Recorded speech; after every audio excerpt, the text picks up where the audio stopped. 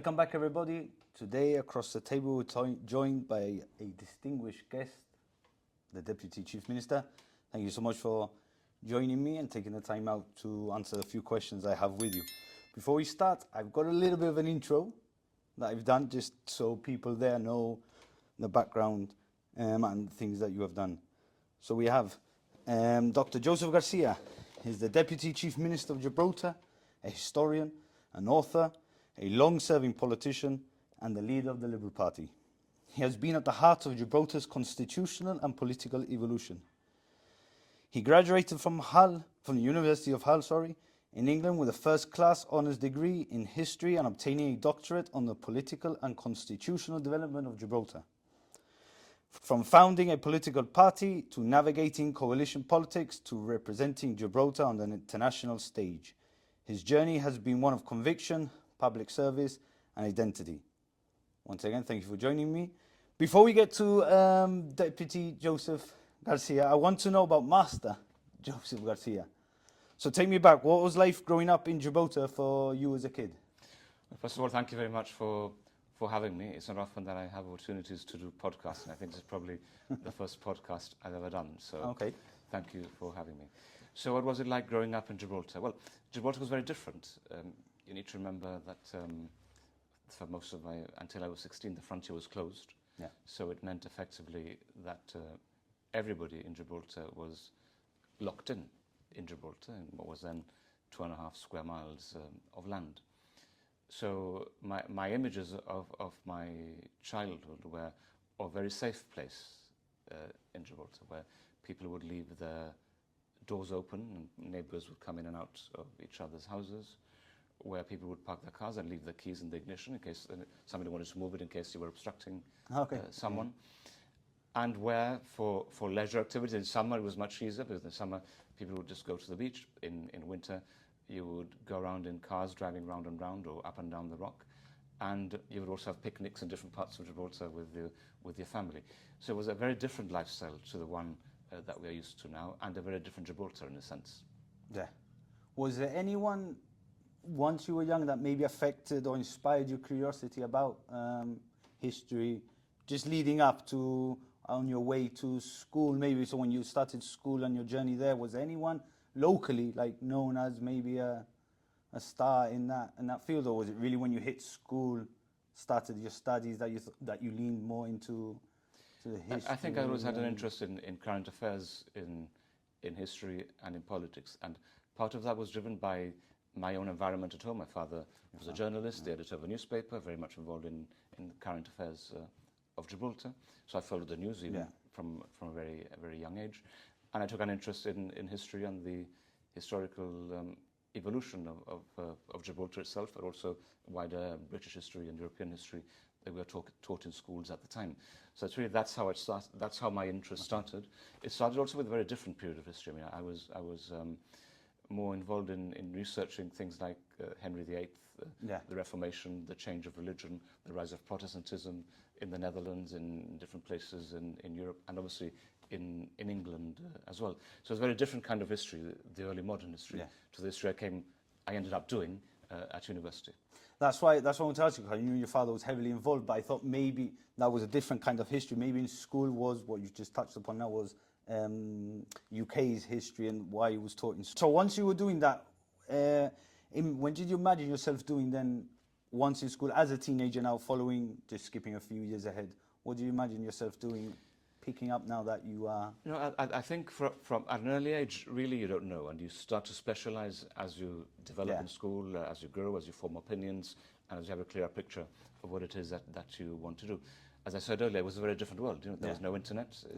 To research anything, you needed a physical book, an encyclopedia. You had to go to a library if you didn't have one at home. It's completely different. Now everything is at your fingertips, on your phone, or on your gadgets. This wasn't the world then.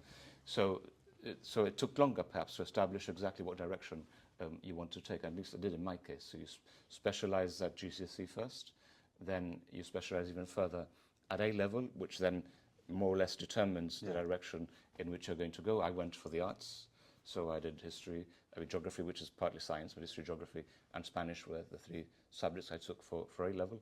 And of those 3, I decided to continue and study history at university. So once you got there, what drew you to then the Constitution of Gibraltar? Did your father have a play in that as well once you got to that level, or was it really just you really driving down now? No, I think Gibraltar politics, constitutional development, politics with a small p, was always in my mind. It was the environment I was brought up in. When I would go to help my father in his office when I was 16, 17, 18 for a summer job or what have you, that was the environment I was exposed to all the time. When I was at home, my father would have conversations with people on the phone or be writing articles or producing. So it was there continuously all the time. So when I went to university, one thing which I discovered was that at the time, and this was a while back now, there was very little history taught, local history taught in Gibraltar schools. I know that's changed, and there's now far more history, local history in the curriculum than there used to be. But in my days, there wasn't any. And it meant that when you, at an older level, at a junior level, yes. So when I got to university, and we were studying medieval Europe, for example, they would ask me, oh, what was happening in Gibraltar at the time? Casually, in a conversation of a tutor and 3 or 4 students. And you have the general history, so you know the invasion, the Moorish invasion, the Spanish key dates, period. But you don't know exactly what was happening in detail because you weren't taught that in school. And I think that is what led me on to do a research of an aspect of Gibraltar's history, and I chose the political and constitutional development of Gibraltar after the Second World War. But really it was spurred on by that, by the fact that in my own personal experience at that age, when I'd been in school at the age of 16, 17 or 18, there wasn't enough local history taught. Yeah. So how did that academic work shape your understanding of Gibraltarian identity? Like you touched upon it now, but how did that shape you even further? And I was saying, like, okay, well, I want to go down now and really find the history, like you said. There was change any way how you thought of Gibraltarian identity while you were researching. Remember that this was more than 30 years ago, so it was a very different Gibraltar. A lot less had been written about Gibraltar in those days. I mean, now there's far more written history, articles, research papers available, internet, than there was then. In those days, there was very little. I chose one very specific aspect, which is political and constitutional, 1940 to 1988, covering the main constitutional changes that had happened in that period, plus a number of events which I think shaped our own identity as a people, which is what you were asking. And I'd always taken the view that the identity of the Gibraltarians was always there. This is not something which was created or which emerged overnight, and that happens as a process of historical evolution in a defined geographical territory for more than 300 years. So obviously you develop and you establish your roots and you lay your roots as a distinct and separate people. But within that, there are a series of key historical events which I felt served to cement us together as a people, although that identity was always there and had always existed. And amongst those, the book starts with World War II and the evacuation of the Gibraltarians away from their homeland, the men, the women, the children, the elderly, and the infirm. The men stayed behind to fight, but everybody else was evacuated.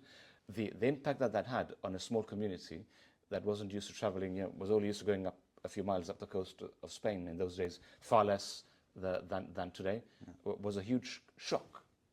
And the fact that it could happen almost overnight on a military diktat by a military governor appointed by the colonial authorities, and where the people themselves had no say in that decision, was also particularly hit you at the time. And you're looking at that, and you're looking at the documents and the research and the letters people were sending back and forth between the evacuees and the men behind on the rock. You get a sense of the identity that was being formed and how that was a fundamental event, a nation-forming event, if you like. That was one. There were others. Obviously, there was the Franco's campaign against Gibraltar in the 1960s, the closure of the border, the referendum in 1967. All that helped to cement our identity.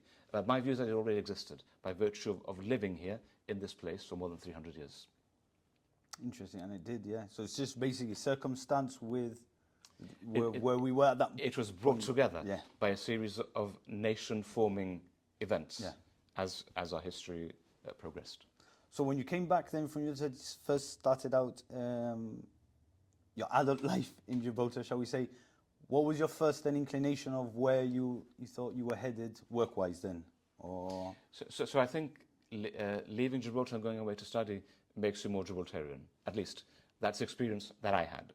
So it happened to the evacuees. I mean, they were sent to England, but they weren't English.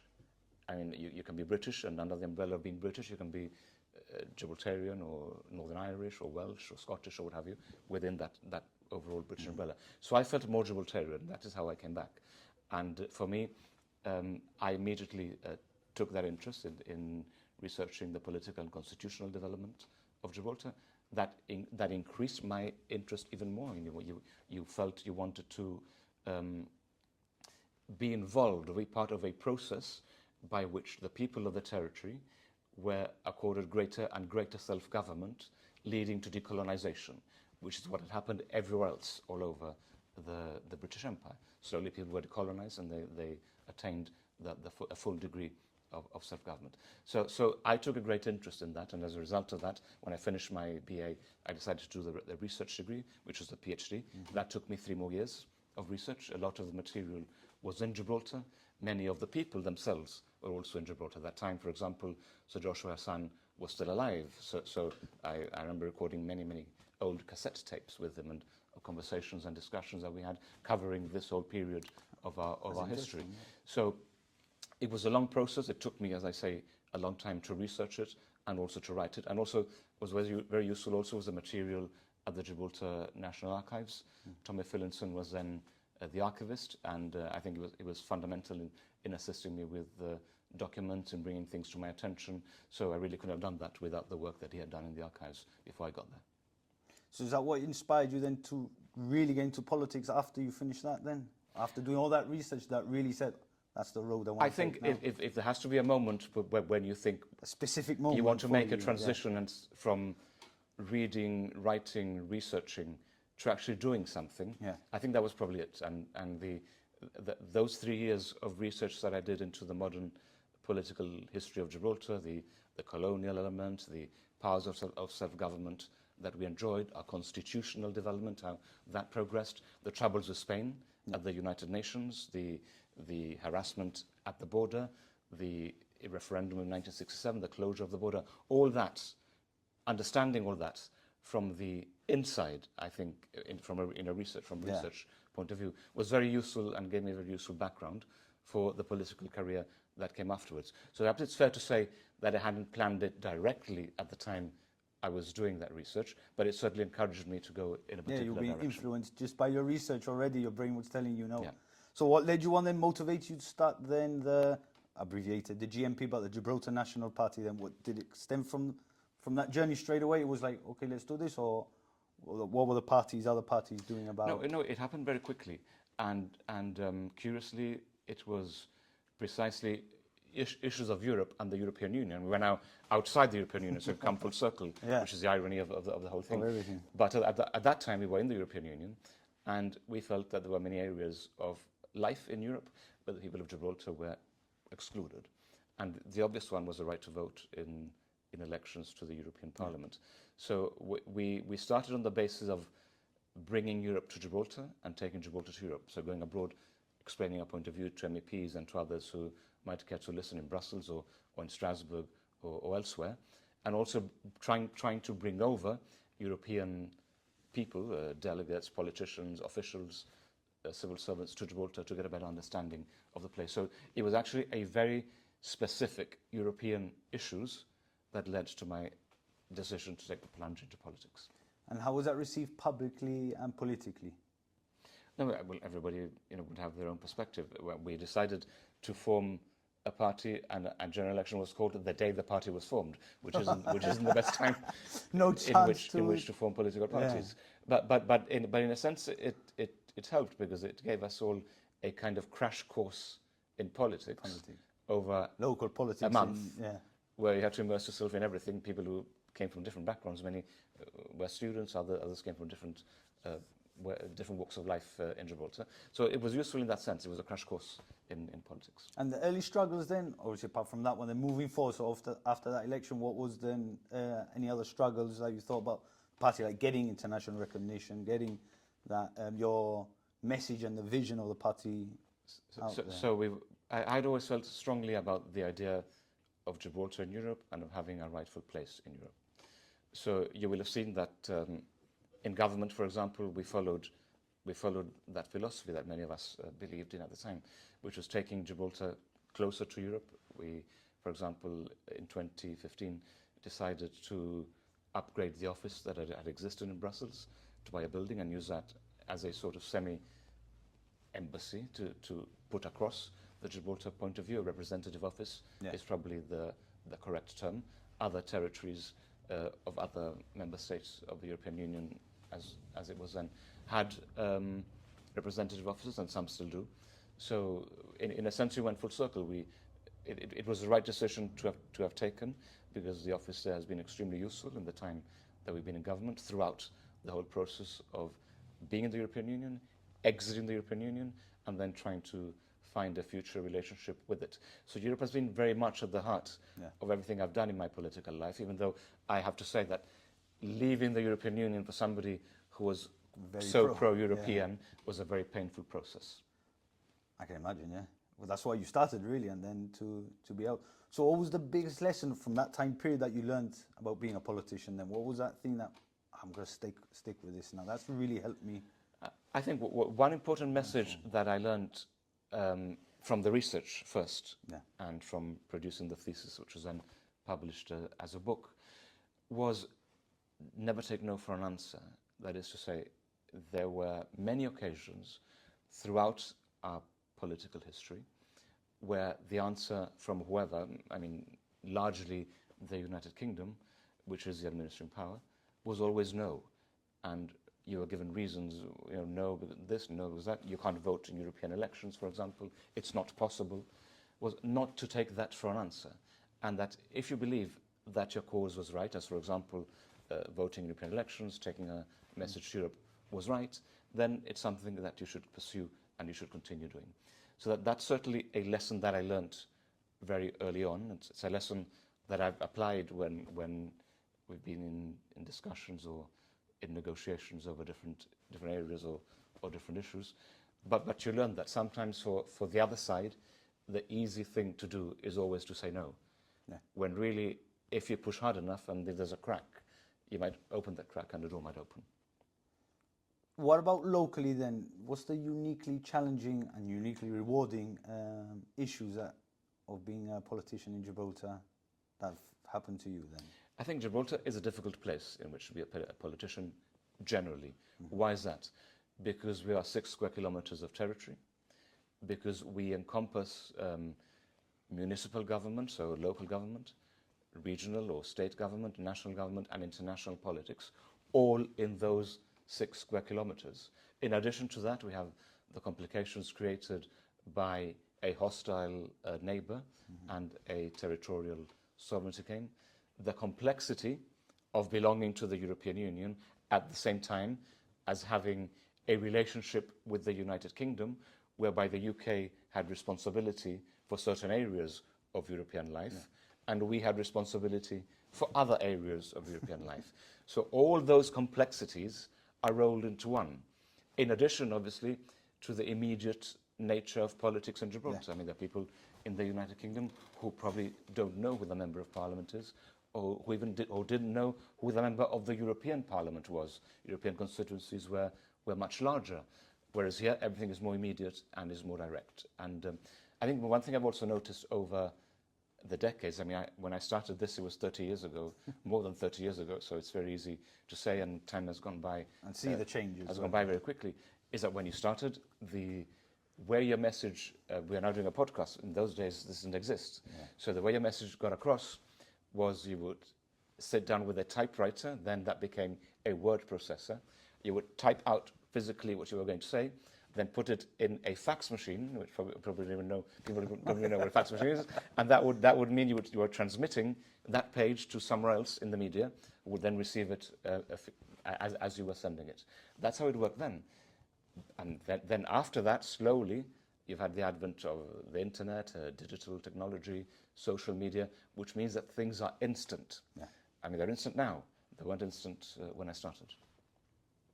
Just that change. And like you said, just that change of that instant is always like, even you want to have an instant answer. So it's literally, everyone's always asking you, Deputy Chief Minister, what do you think? And it's instant, and it has to be instant everywhere. And so I think that must be a nightmare sometimes. I'll give an as example. well. One of the things that I remember vividly when we were in government is that we introduced, or we accelerated, if you like, emails, and the whole basis of having emails, people answering things by email.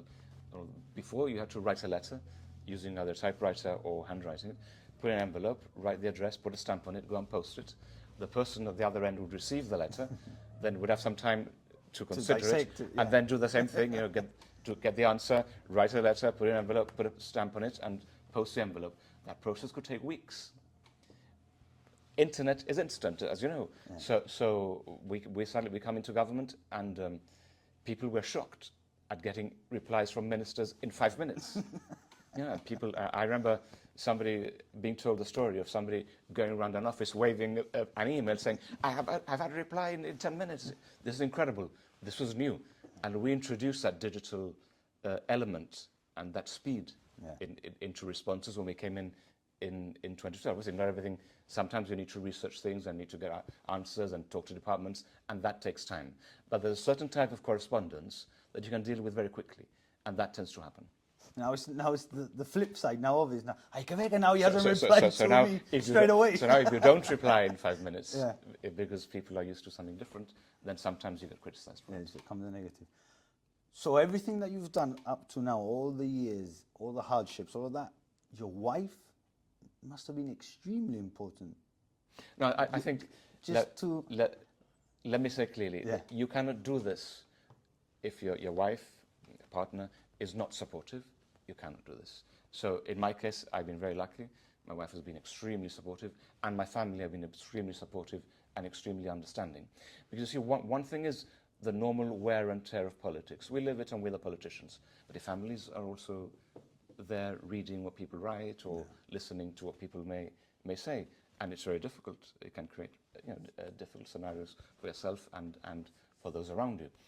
Now, I think also there are times when there needs to be a line in politics, and that it's fair to be critical, to take a view, perfectly legitimate to have different positions, different points of view, to be able to express that and to criticize, but it should generally be on policies and on beliefs and on ideology and on understanding, on approach. I mean, you can do the same thing in different ways. So there are ways of doing this, but what I have to say is that in Brexit in particular was a very intense, I say was because we've exited the European Union and now we have the basis of a treaty for a future relationship with it. But all that time from 2016 when the referendum happened to 2025 when we finally concluded the treaty for no fault of our own, all that time was incredibly intense. So in the normal political environment, if people get elected for a 4-year term or an 8-year term or whatever that may be, there's a lot of intensity, a lot of work, and there's a huge amount of stuff to get done. But if you add to that the complexities of being thrust into exiting the European Union against our wishes and against our vote first, and then the complexities of negotiating a treaty on the future relationship with other parties, so the United Kingdom, Spanish, and the European Commission. The time that takes up and the energy that it saps from you is incredible, because we're all human. We're all human, and we all make mistakes and all the rest of it. But the energy and the time that it saps from you is incredible, and that's time and energy that you may have less time to spend with your family, for example. So their understanding, my wife, my family, and other people's as well, is essential if you're going to be able to do this kind of job properly. I can imagine the patience and understanding just for like now, for example, this podcast. You must have, maybe if you had a plan done, darling, I can't come now, I've got this doing, or my diary's full, or this is full, or we can't do that. you must live around your diary then, and your family must live around the diary of... But it's not just that. I mean, I'm just talking about locally. In this kind of scenario, we're in Gibraltar. Yeah. But there have been situations where I've had to fly, I don't know, for example... To Madrid, to UK... The Chief Minister had to be in the negotiations in Brussels. I had to fly to New York, deliver the speech before the Fourth Committee of the United Nations, get on a plane back, fly from New York to Brussels to join them in the negotiations, then from Brussels went back to London. And then, so that happened quite a lot, and it's very intense, very tiring, very draining, and it's exhausting. But it's what people pay you to do. And look, this has been the straw that we have drawn, the straw of exiting the European Union, and the straw of having to negotiate a future relationship with it. But what I'm saying, in politics, in standard, normal politics, this is not ordinary. This is extraordinary. This would not normally happen. You have your normal work and your normal political activity and the normal business of government, but then on top of that, you have this extra layer of leaving the European Union and negotiating a future relationship with it. Not to mention the stresses caused by the pandemic, which is a separate story in itself. Incredible. I am going to read this out because I want to get this right. So in 2021, you were awarded the CMG, the Companion of the Most Distinguished Order of St. Michael and St. George for public service. What did that recognition mean to you and your family? Well, I took it as recognition for not just for myself, but for the people who've been with me over the years. Obviously, my wife, my family, my colleagues in politics and not in politics, friends, people who have actually helped and contributed to make you the person who you are. And that's how I took it from me. I mean, it was a great honor, and it was a very emotional moment to receive the actual award bestowed by the Princess Royal in Windsor Castle. And it's just a confirmation of all the hard work that you've done, all that your family's had to endure while you're going out. I think that must be like a combination of, look, this is recognition. I mean, it's not something I was looking for, something that I even expected. Because you're nominated for that. It's something which happened. That's right. Something which happened, and I was very grateful and very honoured and very humbled to accept it. But I think it's also the work of other people, not only my own. So when you're not, we're going to light it on. When you're not the Deputy Chief Minister, what are your hobbies? What do you like doing to unwind after a full day of craziness, shall we say, in the world of politics? What are your hobbies then? What would you like to unwind? No, I think that in a role like this one, you are in that role practically all the time.